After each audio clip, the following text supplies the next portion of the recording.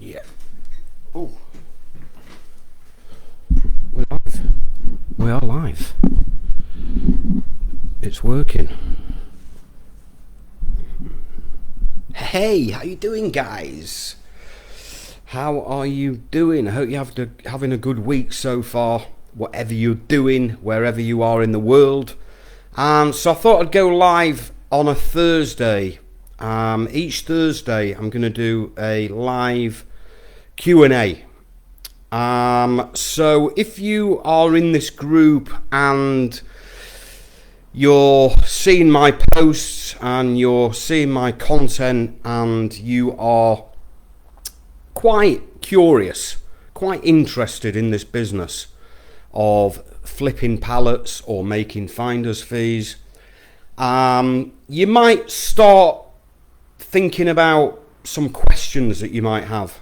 And what I'm here for and what I'm going to be doing each Thursday is I'm going to come on and just basically do a live Q&A where you can ask me anything about this business that you might be thinking about. It could be any part of this business. You could be a complete beginner and know nothing about this business. You could be someone who have tried to make money online but have struggled, or maybe you are doing something online at the moment that you've been struggling this year to make enough money.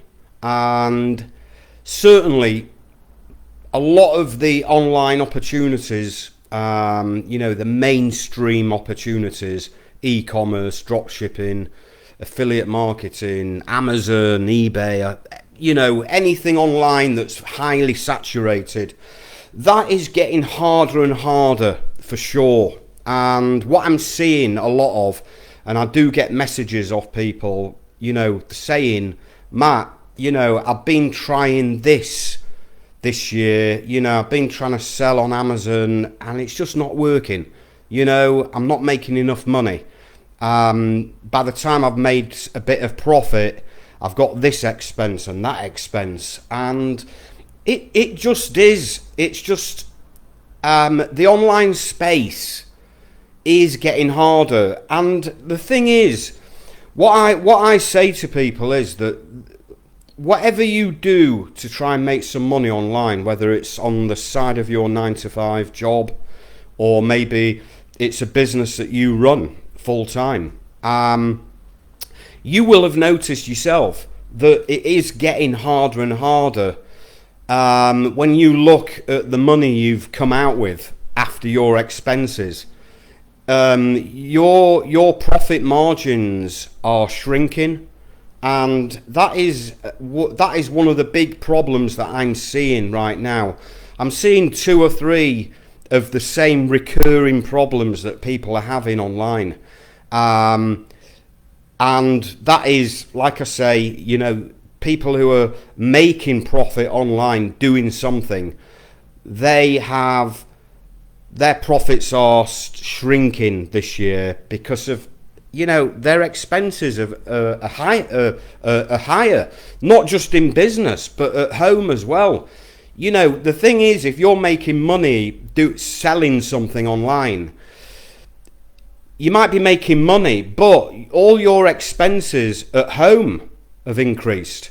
So, which means that the profit you're making in your business or doing something maybe online on the side of your job, because your expenses have grown, your bills at home have increased. Obviously, the profit you're making doing something online is shrinking, basically, because your petrol costs have gone up, your gas and electric's gone up, your mortgage interest rates have gone up, food costs have gone up, grocery shopping costs have gone up.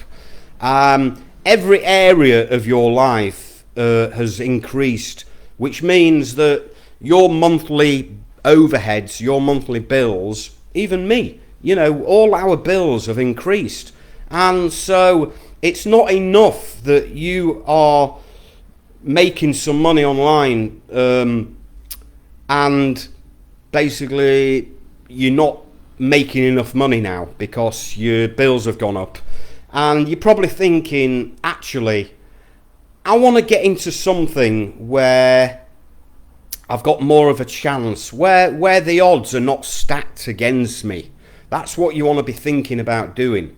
And so the business that I'm in a business where, the odds are not stacked against me because it's a very low overhead business.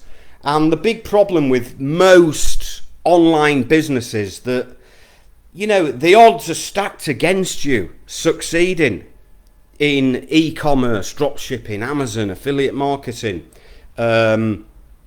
crypto, you name it, anything that you try online.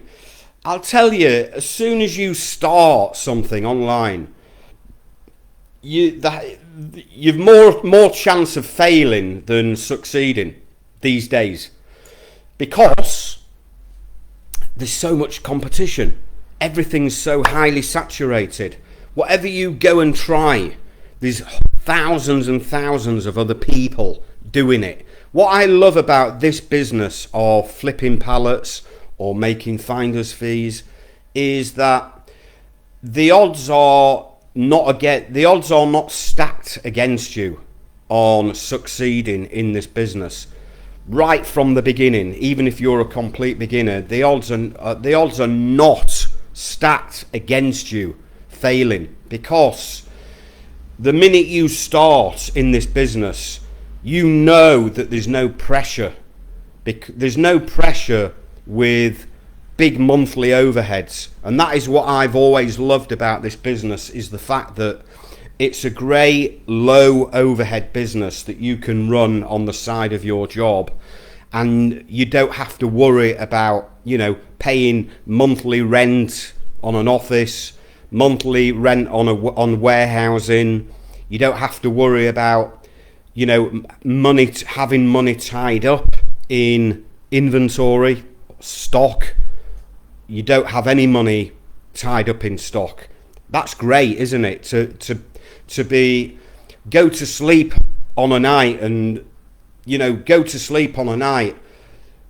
not worrying about that you've got a load of your money tied up in stock in a warehouse that you're paying rent on storage. And those two things, it's great to think that you can actually do this business without the worry of having money tied up in stock and having stock in a warehouse that you are paying monthly storage on, because those two things they put you under pressure from day one. And if you're doing let's say selling on Amazon, for example, you're under pressure from day one, because from day one you have got money tied up in stock, and you're probably going to be storing it in a storage unit, these self-storage units. You can have a monthly overhead of £100-200 a month or whatever, more if you've got more stock. You're going to have they are things that you don't need to have in this business. And so that's what I love about this business, that it's a low stress, low overhead business.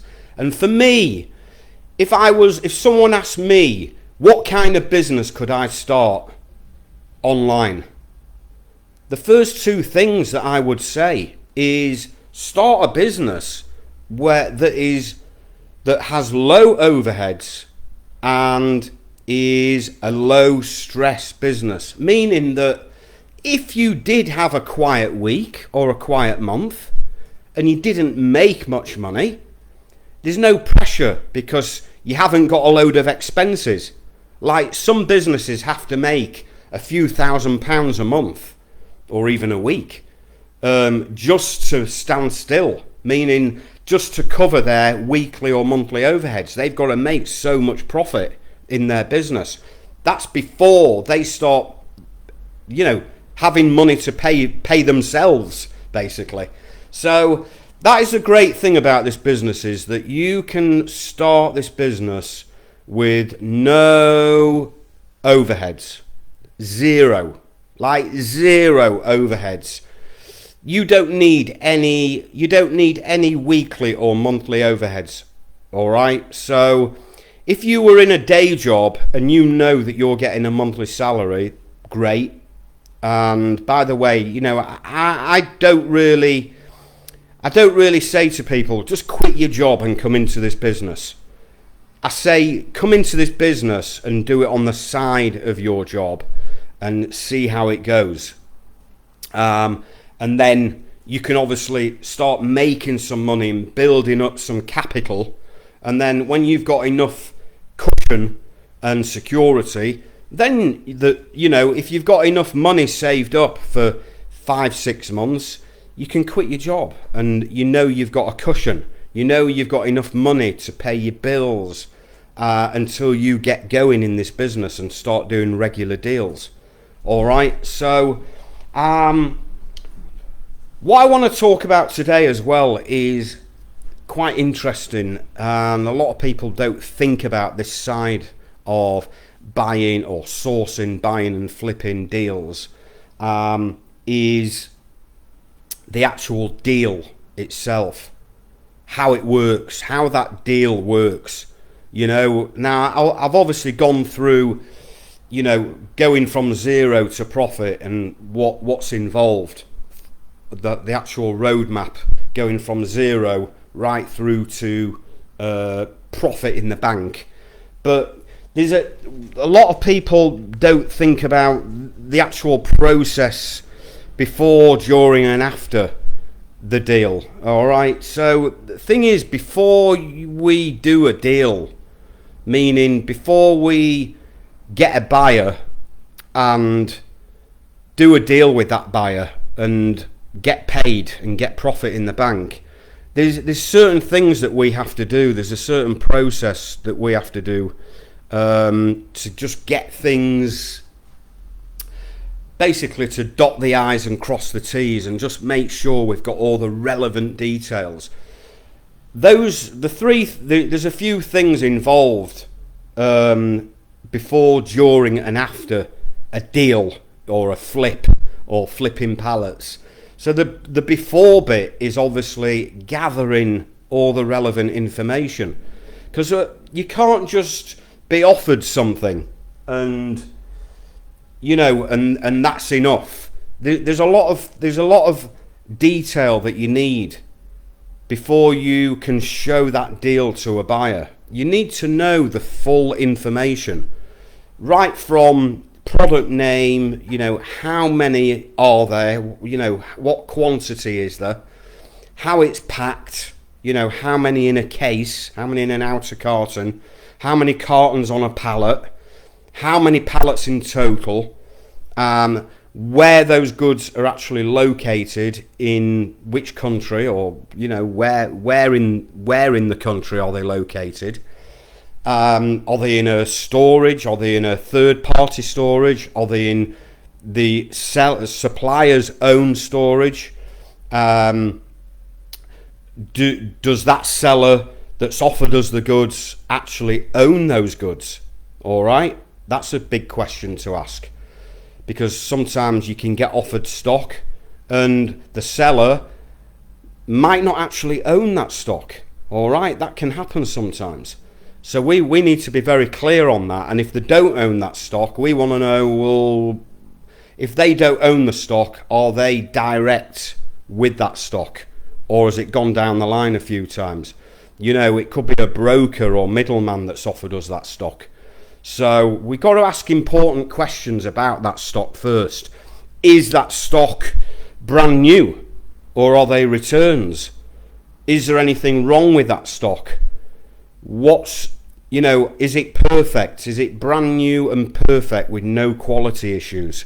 That's something we need to know, because there might be an issue, and if we don't ask, they might not tell you. So another big question as well is, why are they clearing that stock? Why is that company who is offering us that stock, Why are they clearing that stock? Why do they want to get rid of it? And normally, you know, the most common answers will be, you know, it's just an overstock. We just got too many of it. We want to get rid of some of it, or all of it. You know, we bought too much of it. We've sold some of it. We can't sell any more of it to our regular customers. We've got this much left. We just want to clear it. You know, it could be just surplus to requirements. It might be a cancelled order.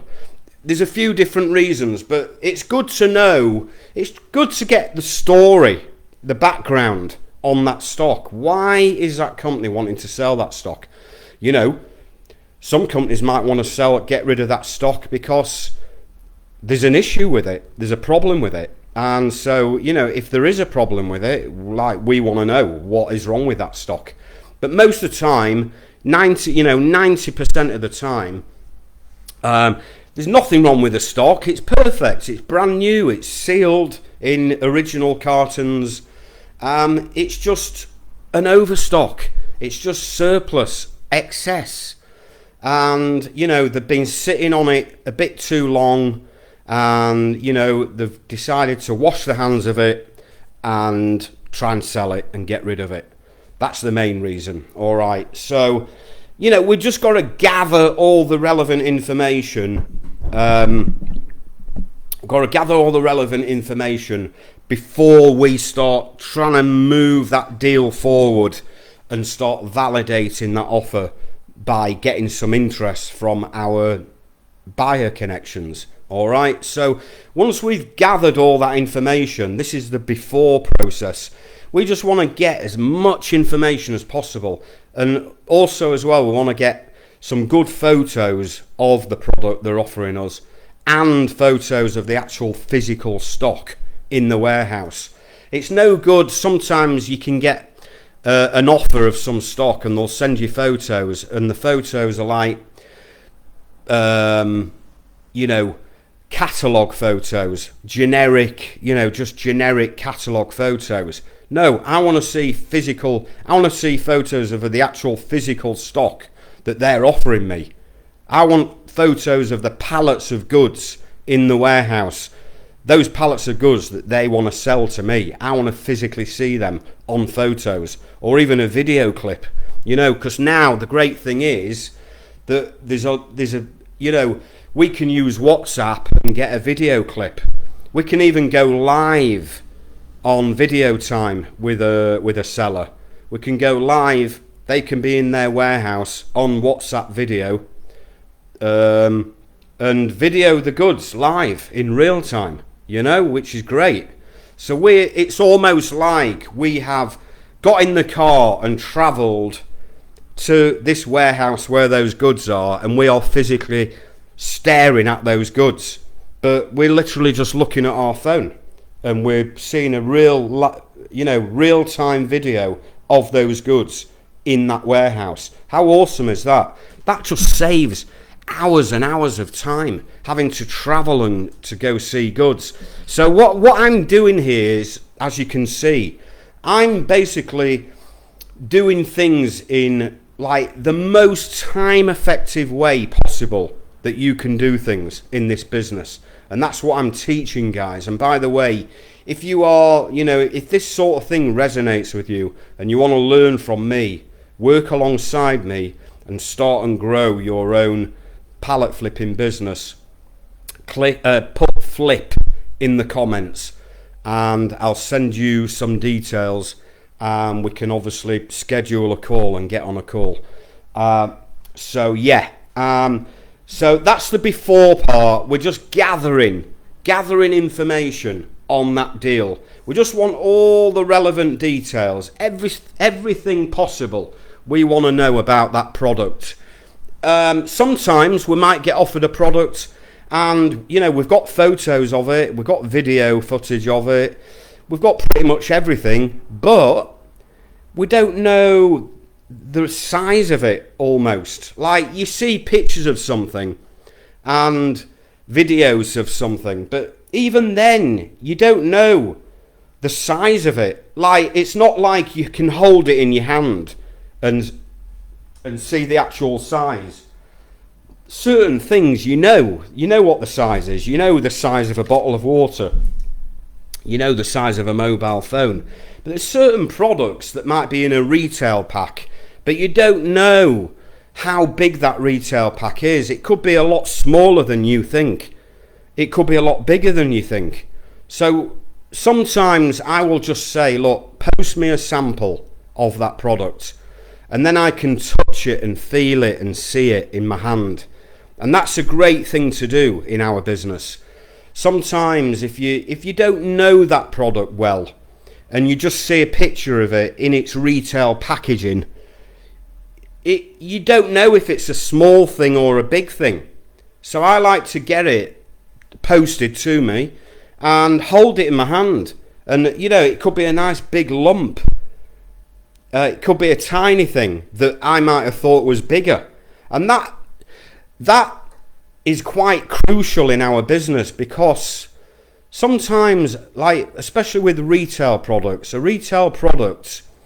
when it's like a big lump, I like saying lump because it's an old thing that we say in our business.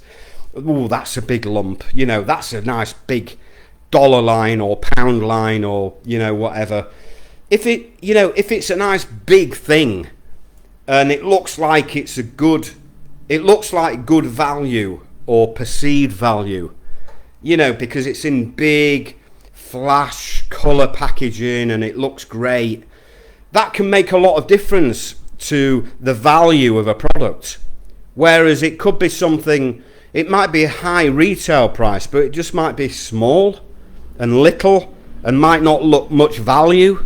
So it's good to get samples sometimes, to just hold it in your hand and touch it and feel it and see it, and you just get a better feel, an idea of what the value would be of that product, because it can be very deceiving sometimes when you see a photo of a product on an email. You can see a product on email, on a photo, and it looks brilliant, it looks great, you're interested, but it might be just a lot smaller than you think, which might reduce the value of it, the perceived value of that product as well. Does that make sense? So yeah, sometimes this before process, I might get samples sent, and I get a lot of samples. I don't know if you can see over here, just see if this works, but yeah, look, I've got a load of samples, like loads. I give them away every sort of 6 months, bagfuls I give away to charity, to the charity shop, local charity shops. But I do get a lot of samples sent, because especially with retail products, because I like to physically see things sometimes. I like to see things in my hand and touch them and feel them. You just get more of a feel for the value of that product, and also it could be something that you just want to test and make sure it works. It might be an electronic product. It might be, it might be something that, it might be a food product or drink products that you want to taste. You might want to test it and eat it or drink it. It might be just something, you just want to check the quality of it, basically. And there's nothing wrong with that. So again, you can do that without leaving the office. You can just get a sample posted. Sometimes I get samples and they sent me a full case of something. Like a whole case of a product, and I've got loads of them. So that's the before process. Now the during process, that's during the deal, not the after doing the deal, but the during process is once we've gathered all that information. We're now obviously, we're at the point where we know we've got all the information. We're very clued up on that stock. We know why they want to clear it. We know it's perfect and brand new, and we've seen pictures. We've got all the relevant information. We've got all the info we need. We know why they're clearing it. We know the full story on everything. And we know the company as well, because I will have checked them out. You know, I will start probably doing that once I've got all the information. I'll start just checking out that company. That can take me 5 minutes sometimes. If I Google a company and they've got a big presence online, like there's pages and pages of Google results on that company, I know immediately, I'd be 99.99999% sure that that business that's offered me those goods are 1,000,000% legitimate and professional and a real business, and you know, probably been in business for quite a while. You know, there'll be, when you Google a company name and all the search results come up, you'll see them. You'll see the website. You'll see them in different directories, maybe industry directories. You might see them as an exhibitor at a trade show. You might see them in some industry magazines or some news article. You're going to see a lot of different things on a genuine, legitimate business that have offered you that stock. And, you know, most companies, 99% of businesses that offer me stock, they're going to come up on Google search results, pages and pages of, you know, of things with that company name. So that makes me feel great, because I know they're just a genuine business that have offered me some stock. It's when you Google a company name and you don't really get much results. You might get a website. You might not even get a website. You might get like they're just registered on some unknown business directory. And that starts alarm bells ringing for me. It does, because, you know, most companies, when you Google them, if you don't find much, if there isn't much search results on that company, I am a little bit hesitant dealing with a company like that. I start worrying.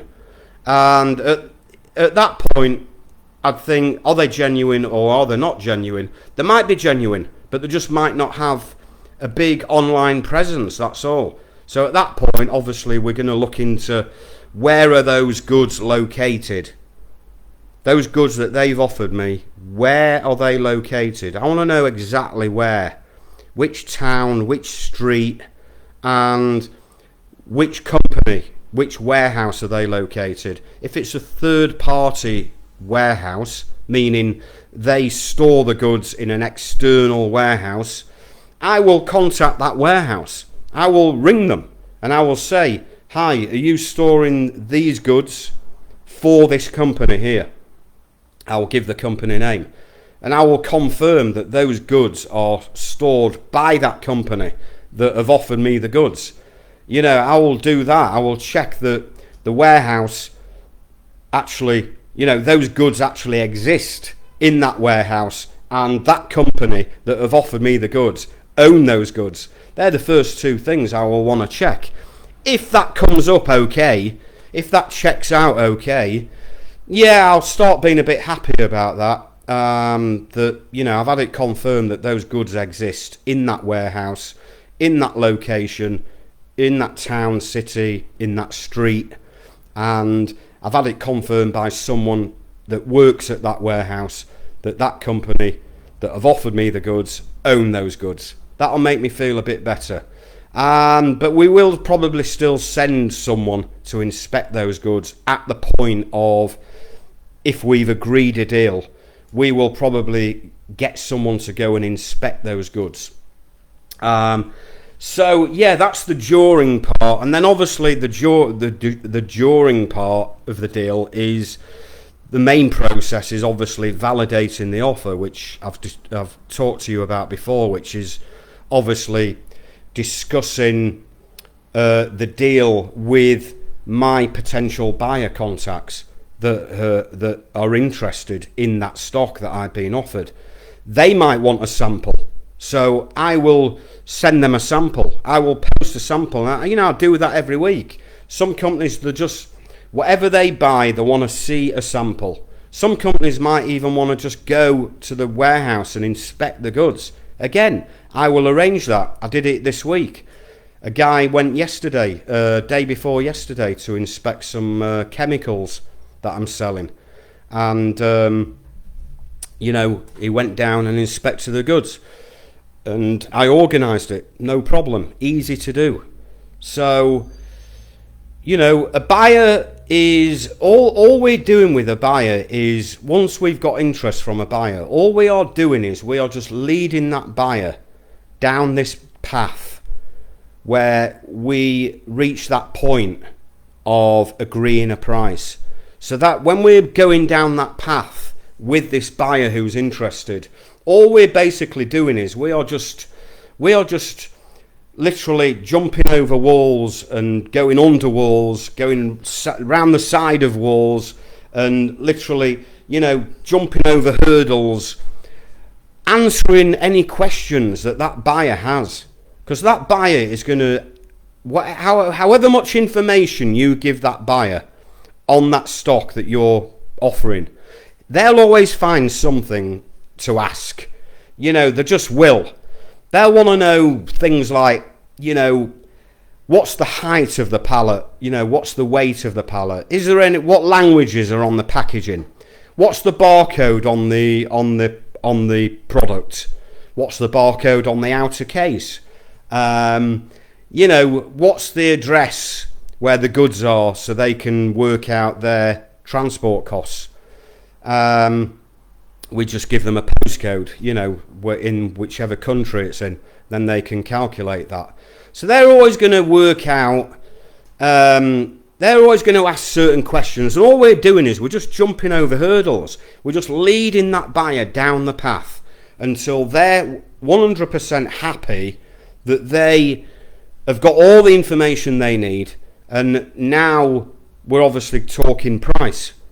So with the price, all I'm going to do is two things. I'm either going to give them a price at the beginning when I offer them the stock.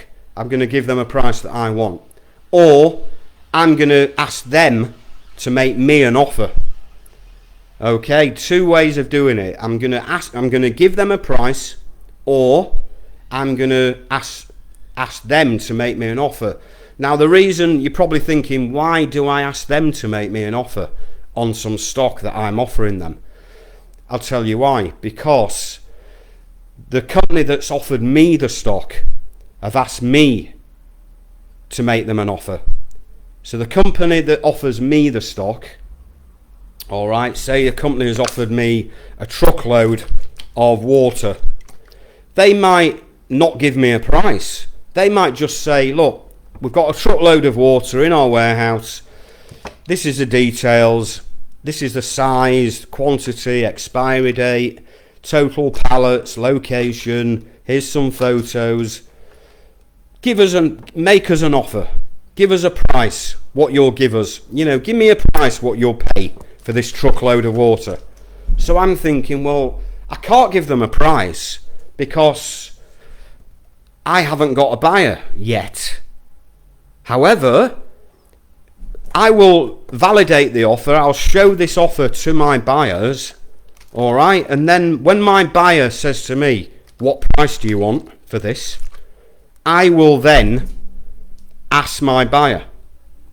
I will then say to my buyer, look, make me an offer. Give me your best offer price to buy this truckload of water. Give me your best price. So I will then get a price from my buyer.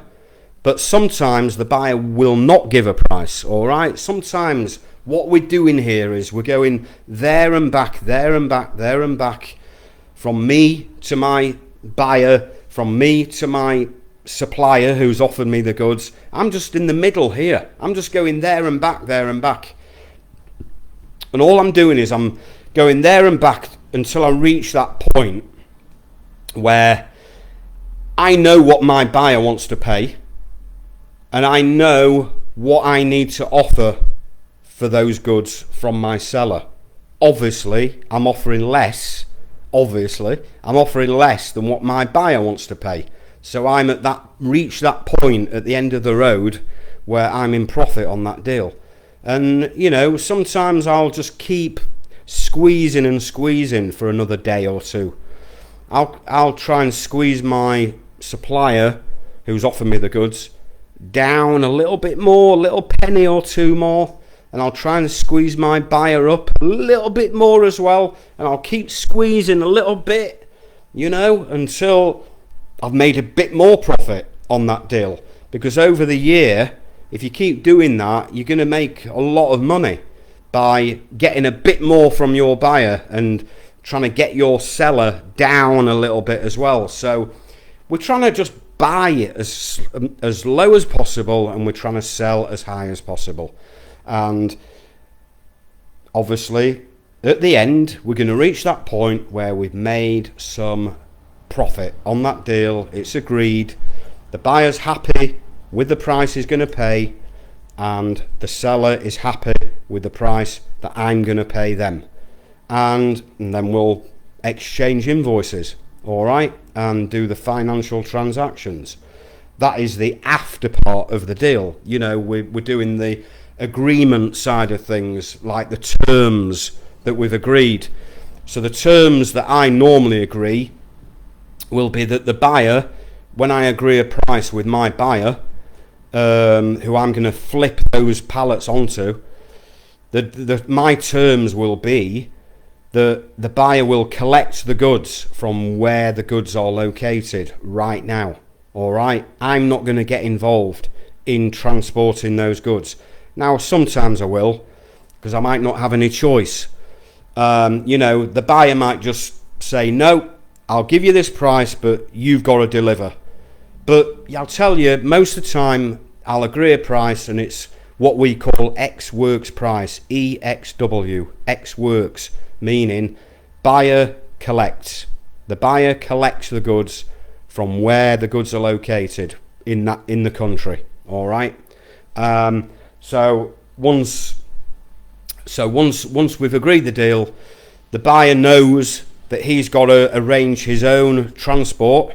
All right, and I've got a few collections going on this week from buyers that I've agreed deals. I don't pay out. I'm not spending any of my profit on transport costs, which is cool, right? Because I want to keep my profit as big as possible. I don't want any overheads to come off my profit. A lot of people do deals and then they've got, £500 or £1,000 to come off the profit on transport, and they've got storage costs, and they've got this and that.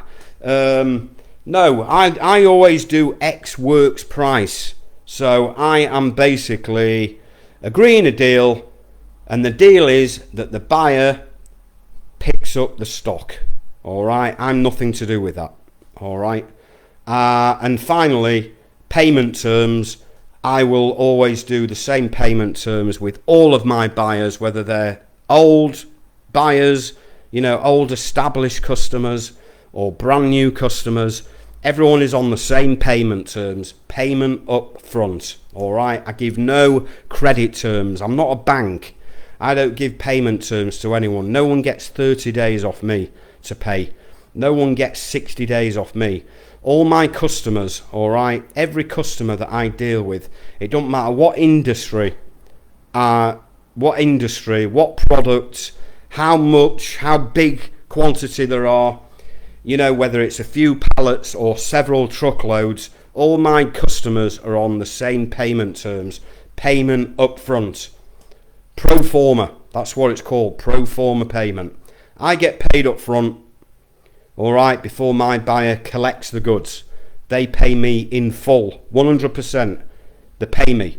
So I've already got the buyer's money before they've even collected the goods. I've already got my profit in the bank before my buyer has even collected the goods. And those are the terms that I've done for the last forever. Always done those payment terms. Very, very rare I give payment terms I think the worst payment terms that I've given is payment on delivery, meaning my buyer will collect the goods or I will deliver the goods.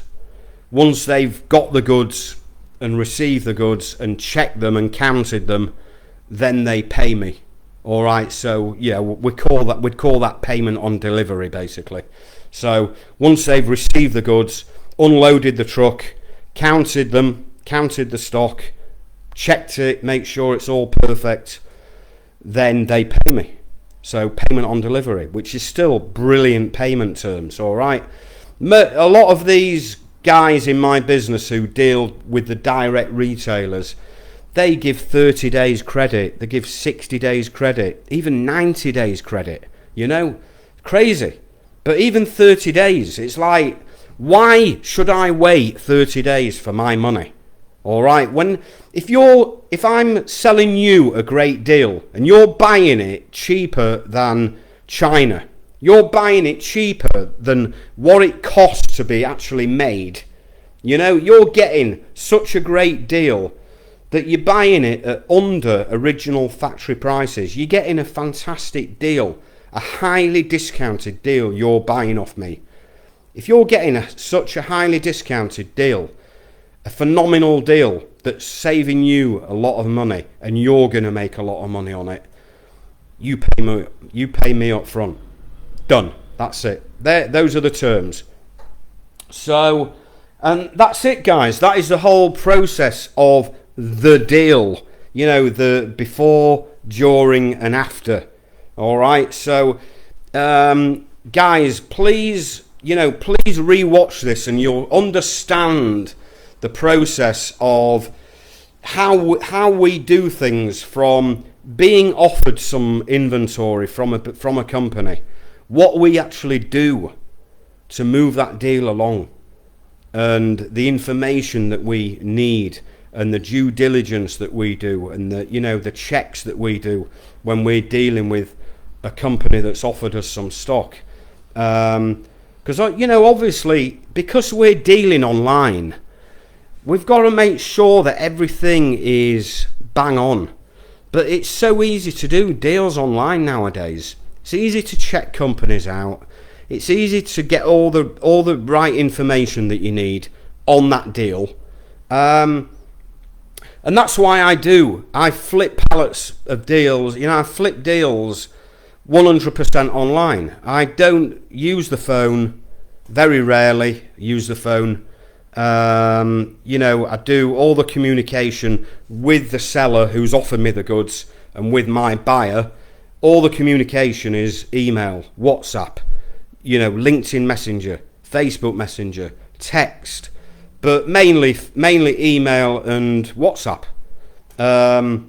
Occasionally they might give me a call, but I never call them. I might just get a call from them sometimes, and obviously I'll speak to them. But most of the deals I do are all the communication from being offered that stock right through to finding a buyer and getting paid from that buyer is all done on email and WhatsApp. It's amazing, isn't it? So that is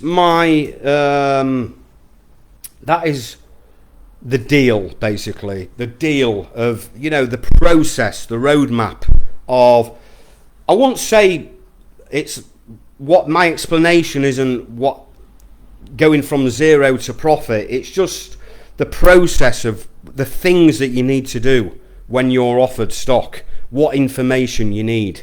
You got to gather various bits of information, and it's all done very time effectively. You're just asking questions. That's all you're doing. It takes seconds. You're not having half an hour, 1 hour meetings with people. You're not going out to look at stock and taking up the whole day traveling. You're not doing any of that. If I need an answer to something like, how many pallets are there and where's it located, I'm just going to type that out quickly on email or WhatsApp, on my computer or even on my phone, and I'll get that answer within a few minutes. That's what I'm doing. I'm doing quick, time effective. I'm doing things at speed all the time with lots of deals that I'm working on. So a few seconds here, a few seconds there. I'm not wasting my time taking a whole day out looking at stock. That is old. That's like old school. Not many people do that anymore. I know a lot of people do. I mean, I know a guy that still phones companies up all day looking for stock. I also know a guy that goes out nearly every day looking at stock. I know a few guys. They're old school. They're old school. They're just used to doing that. They'll get in the car every day and they'll go and drive and look at stock, physically look at stock. But you don't need to. I'm proof that you don't need to physically spend the day driving to a warehouse and looking at stock. You don't need to do that anymore. You can get everything you need on email. You can get photos, you can get video clips sent to WhatsApp. You can do a live video with the seller in the warehouse on WhatsApp. You can get samples sent. You can do pretty much everything without having to waste time going out to look at stock. I'm proof that you can flip these deals all on email and WhatsApp and online communication. And all you're doing is it's just gathering information on that stock. Once you've found a buyer, or once I've found a buyer for you, if you're in my program, because obviously if you're in my program, I spend time helping you find a buyer using my network of buyers. All I'm doing when I'm looking for a buyer for your stock that you've been offered, all I'm doing is I'm just leading that buyer down that path. I'm just guiding them down that path. I'm not pushing them away or putting them off or, I'm just basically keeping their interest. Whatever question they have for me on that stock that they've been offered, I will do everything I can to get them the answer that they need. And that's all I'm doing. They're asking me a question and I'm going back to my seller and asking the same question. And then giving them the answer, giving my buyer the answer that they need. And then my buyer might come back again and ask me something else, another question, something I might not have even thought of. And then I'll go back to my seller again and ask them the same question that my buyers asked me. And all I'm doing is I'm answering questions for this buyer, and I'm leading that buyer down this path until the buyer has no more questions to ask. That is the ultimate part. That is the aim of doing a deal with a buyer, is you reach that point at the end of the path where the buyer has no more questions. They've got everything they need, and now we're discussing the price. Like I say, there's various ways of negotiating prices. There's some great methods of discussing prices with buyers, discussing prices with the sellers, and getting the sellers down on price. There's a lot of tactics and strategies on getting the seller down a bit more on price and getting the buyer up a little bit more on price. And the great thing is when you know that you're the guy in the middle and you've been offered some stock and you've got a buyer, there's no better position to be in when you know that you've got the seller here on one side who's very motivated. They are motivated and will do everything they can to try and do that deal with you. All right, they're very negotiable on the price and they just want to get rid of that stock. That's a great motivated seller. On the buyer side, on the buyer side, it's great to have a motivated buyer as well. A buyer that is very quick with communication is, to me, a hungry buyer. A hungry buyer is someone who they're chasing you, basically. They're onto you each day for information. That they are a hungry buyer. They're very, very interested to buy that stock that you've offered them. You can tell a buyer that's kind of a bit half-hearted and they're not very hungry the communication's not great. You know, they might take hours to come back to you. They might even come back to you the next day or a few days later. To me, that's not a hungry buyer. They're not hungry to buy that stock. A hungry buyer is one that, like, they are onto you, all right? They will, the communication is like quick, all right? They are quick. They'll give you quick answers. They're asking you questions quickly, and they're wanting to move that deal forward as quick as possible, as quickly as you want to, all right? That is what we call a hungry buyer. You've got a really motivated buyer that really wants to do a deal on that stock, and you can just tell who the hungry buyers are. So that's it, guys. Hope you enjoyed that session, and I will catch up with you again very, very soon. Wish you all the best. Take care. See you later.